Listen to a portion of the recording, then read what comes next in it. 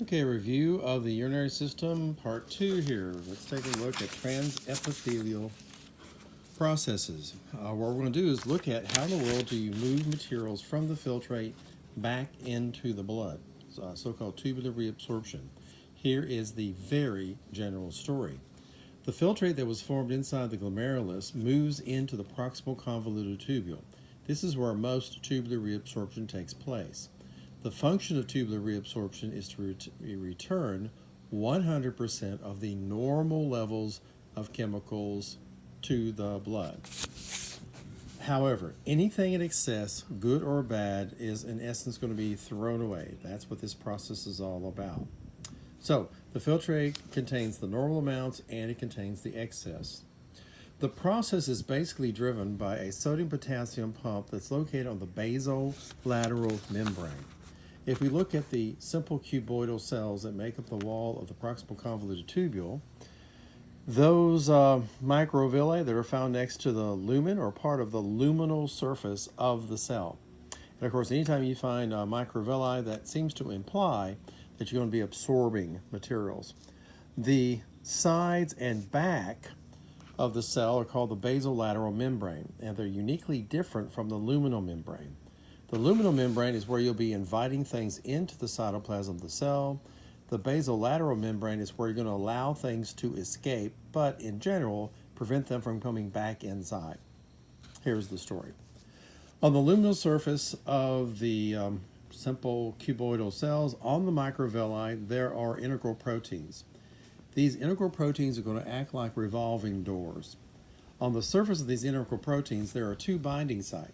One is for sodium, and the other is for a nutrient, a material that you want to reclaim, to reabsorb. Now, on each one of these things, sodium is always one of the two that's found there. So, if sodium plugs into its binding site, and the particular nutrient, whether it's a specific amino acid or glucose or water-soluble vitamin, whatever it is, it plugs into its site, and then this thing in essence rotates. When it rotates, it brings the sodium inside and it brings the nutrient inside.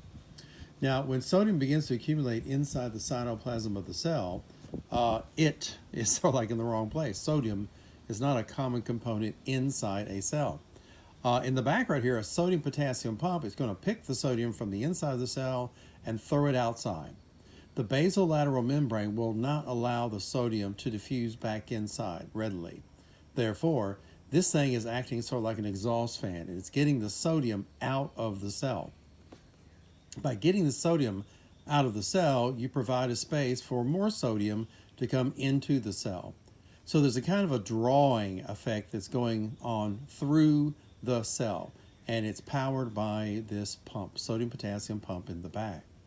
Now, as the sodium accumulates in this interstitial space just behind the cell, the blood inside the peritubular capillary is relatively poor in electrolytes. And the reason is, up here, well, you robbed it. In the glomerulus, you pulled out approximately 20% of the plasma, and with it, all the normal and excess material.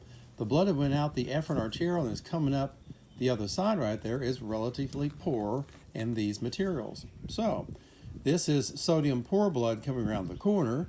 Here's an accumulation of sodium outside, and the sodium will just go down its concentration gradient from the higher level in the interstitial fluid to the lower level inside the blood. And as the blood flushes away, along comes some more poor blood.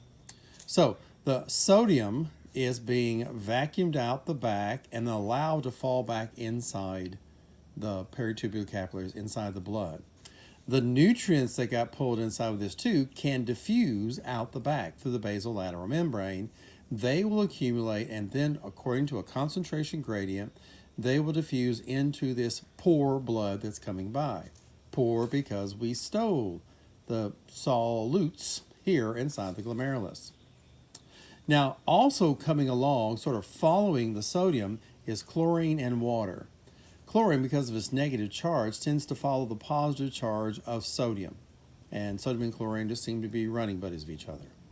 Well, if you were to move sodium and chlorine first in the cell, then into the interstitial spaces outside the cell, you're making that area saltier. It becomes slightly hypertonic, And that, in essence, will draw the water towards it, because we commonly say that hypertonic environments draw water towards it.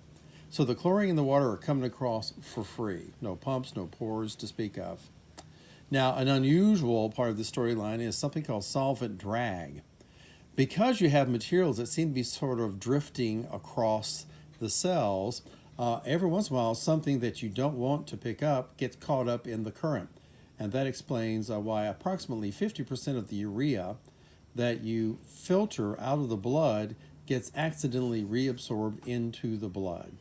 So, once again, this is called transepithelial process, because you take things from the lumen of the tubule, the nephron, you take it across this simple cuboidal epithelial tissue, and you allow it to fall back inside the blood.